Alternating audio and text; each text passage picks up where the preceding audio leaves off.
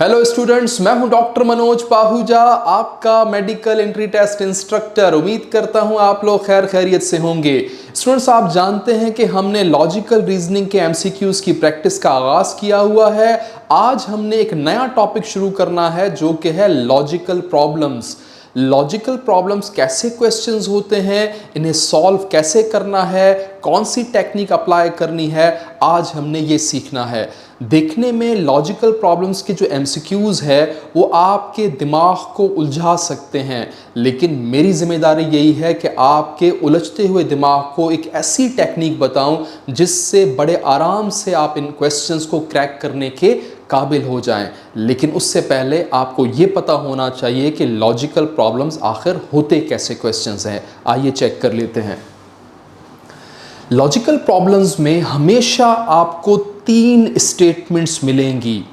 पहली स्टेटमेंट हमेशा ट्रू होगी, दूसरी स्टेटमेंट हमेशा ट्रू होगी, और इन पहली और दूसरी स्टेटमेंट की बुनियाद पे आपने तीसरी स्टेटमेंट के बारे में बताना होगा कि वो ट्रू है या फॉल्स है या आप उसके बारे में अनसर्टेन है।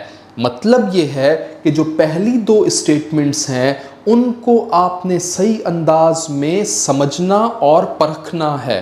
अगर आपने सही अंदाज में पहली 2 स्टेटमेंट्स को पिक कर लिया तो तीसरी स्टेटमेंट के बारे में फैसला करना आसान हो जाएगा कि वो ट्रू है या वो फॉल्स है। एक खास बात याद रखिएगा, जब भी आप लॉजिकल प्रॉब्लम के एमसीक्यू सॉल्व कर रहे होंगे तो बार बार स्टेटमेंट्स को पढ़ने की गलती मत कीजिएगा। अगर आप सिर्फ बार बार इनको पढ़ते रहेंगे तो उलझने के अलावा आपके दिमाग को कोई और रास्ता नजर नहीं आएगा। इसलिए बार बार नहीं पढ़ना, आपने एक बार पढ़ना है और उसके बाद थोड़े से अपने ड्राइंग स्किल्स को यूज करना है। हल्की फुल्की ड्राइंग आपको आनी चाहिए, लाइंस लगाना आपको आना चाहिए या सर्कल्स लगाने आपको आने चाहिए। उन सर्कल्स या उन लाइंस को ड्रॉ करके आप बड़ी जल्दी इसके रिजल्ट तक या इसके करेक्ट आंसर तक पहुंच सकते हो। चेक कर लेते हैं इस टेक्निक को इस क्वेश्चन पे अप्लाई करके। चेक कीजिएगा, तानिया इज ओल्डर देन रिक। इस पहली स्टेटमेंट में 2 लोगों की एज का कंपैरिजन किया गया है और यह बताया गया है कि तानिया की उम्र रिक से ज्यादा है। अब इस चीज को बार बार पढ़ने की जरूरत नहीं है, जो आपने पढ़ा है समझा है उसको लाइंस की शक्ल में ड्रॉ कर लें। कौन बड़ा है? तानिया की एज बड़ी है। किससे? रिक से।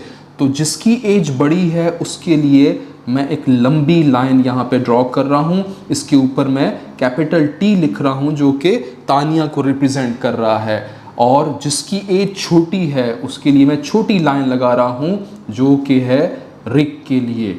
मैंने यहाँ पे E लिख दिया है। E वाली लाइन रिप्रेजेंट कर रही है रिक की एज को, कम एज है, जबकि तानिया की एज ज़्यादा है, लंबी लाइन से रिप्रेजेंट कर दिया।